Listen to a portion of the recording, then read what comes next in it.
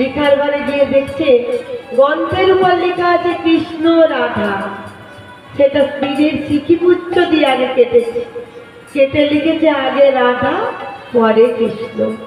তারপরে দেখছে লেখা আছে সরগরল খণ্ডন মম শিরসি মণ্ডনম, আর তার নিচে বাঁকা করে বাঁকা বাঁকা করে লিখে দিয়েছেন দেহি পদ পল্লব মুদারম। সেই লেখা কেমন ছিল গো?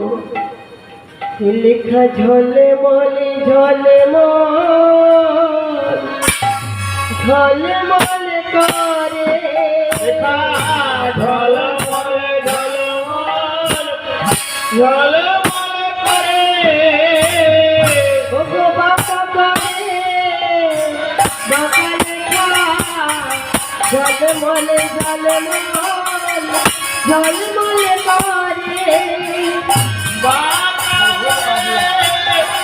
বাঁকা লেখা ঝলমলে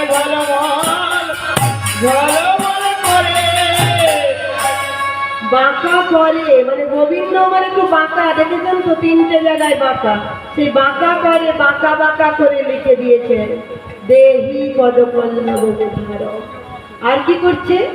গ্রন্থখানা শেষ করেছে, লেখা শেষ করেছে, এইবার গেছে বাবা পূজার ঘরে। পদ্মা, পূজার আয়োজন হয়ে গেছে, তাহলে দাও। ওমা, পূজার ঘরে গেছে কে গো? স্বয়ং শ্রীকৃষ্ণ নিজে। তাই কি করছে? আজ নিজের পূজা তবু নিজে করে, নিজের পূজা নিজে করে। আমার আমার প্রাণে গোবিন্দ নিজের পূজা নিজে করে। প্রাণে গোবিন্দ নিজের পূজা নিজে করে। পূজা সেরে পদ্মাকে বলছে পদ্মা সেবা নিয়েছে, সেবা নিয়ে পদ্মার কাছে সেবা নিয়ে বলছে পদ্মা তুমি সেবা করে নাও।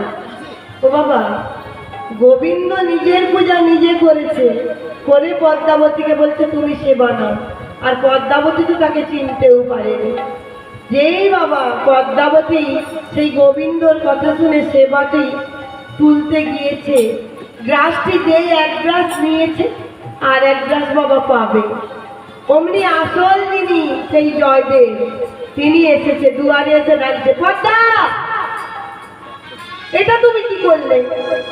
আমার গীত গোবিন্দ সম্পূর্ণ হয়নি, আমার কৃষ্ণের সমস্ত কিছু হয়নি, পূজা সেবা হয়নি, তুমি এখন সেবা নিতে বসেছো? ছি পদ্মা ছি। যেই না বলেছে বাবা পদ্মাবতী চমকে উঠেছে। তাই তো, এ আবার কে? আমার স্বামী তো ভেতরে। কি বলছে গো? ওগো আমার ঘরে পতি বাইরে পতি, ঘরেও পতি বাইরেও পতি, ঘরেও পতি বাইরেও পতি, আমার ঘরে পতি বাইরেও পতি।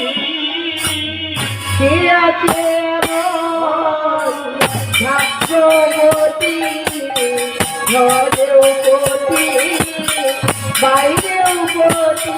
আর কে আছে এমন ভাগ্যবতী, ঘরেও পতি বাইরেও পতি। পদ্মাবতী দৌড়ে গিয়েছে, স্বামী ও স্বামী, এই তো আপনি আসলেন, এসে পূজা সেবা করলেন, নিজে সেবা নিলেন, লিখা গ্রন্থ শেষ করলেন, দাঁড়াও পদ্মা দাঁড়াও, কথা বলো না, দাঁড়াও। দৌড়ে গেছে বাবা লেখার ঘরে। লেখার ঘরে গিয়ে দেখছেন লেখা ছিল সরগরল খণ্ডন মম শিরসি মণ্ডল, আর তার নিচে লেখা আছে দেহি পদ পল্লব মুদারম। আর যেখানে লেখা ছিল কৃষ্ণ রাধা, দেখছে লেখা আছে রাধা কৃষ্ণ। ছুটতে এসছে সেখান থেকে, পদ্মা দাঁড়াও, দাঁড়াও পদ্মা, বলি দাও দাও আমায় ওগো প্রসাদ দাও গো,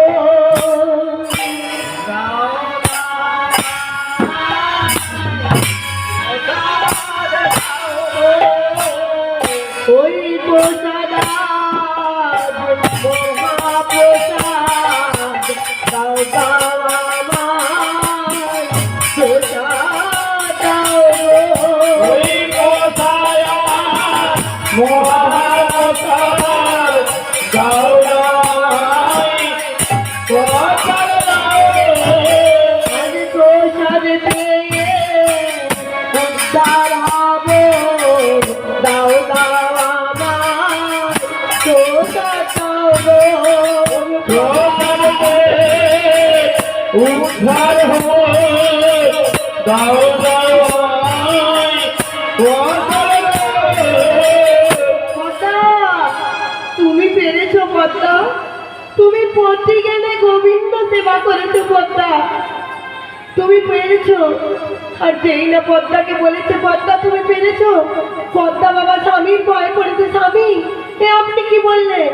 বাবা ছুটতে গেছে ঠাকুর ঘরে, সে জগৎপতি আপনি আমার পতি হয়ে আমাকে দেখা দিয়েছেন, আমাকে এরকম করবেন না, আমাকে যুগল রূপে আপনারা যুগল হয়ে দেখা দেন। তাই আজকে সেই পদ্মাবতীর কাতর কণ্ঠে যখন পদ্মাবতী আমার গোবিন্দর কাছে বলেছে আমাদের যুগলকে আপনারা যুগল দেখা দেন, তাই গোবিন্দ আমার ভক্তের মনোবাসনা পূর্ণ করার জন্য এসেছে, এসে যুগল রূপে দর্শন দিয়েছে গো তাকে, সেই জয়দেব আর পদ্মাবতীকে। তাই কি বলছে মহাজন, ওগো ভক্ত আরে ভগবানের মিলন হইল,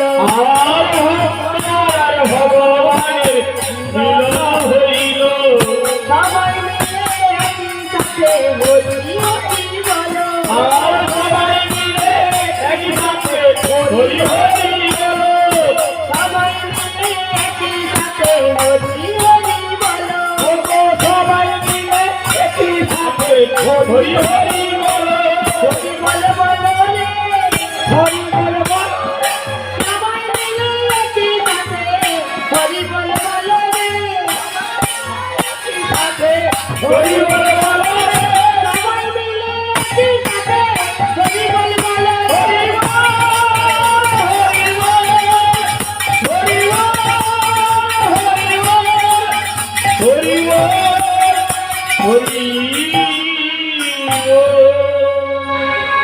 তাই আজকে সেই ভক্তের ডাকে ভগবান, যেখানে ভালো ভক্ত থাকবে বাবা ভগবান কিন্তু আসবেনই আসবেন, সে যদি একজন ভক্ত বসে থাকে তাও তিনি আসবেন।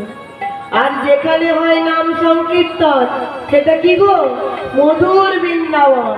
তাই নিজেদের জন্য, আপনাদের নিজেদের জন্য সবাই মিলে একসাথে নিতাই গৌর প্রেমানন্দে হরি বল। তাই আজকে গৌরীদাস এখানে সেবা দিচ্ছে বাবা গৌর হরিকে, গৌর হরিকে ডেকেছিলেন আমার গৌরীদাস মন দিয়ে, মন মুখ এক করে কেমন ডেকেছিল জানো, বলছে গৌরী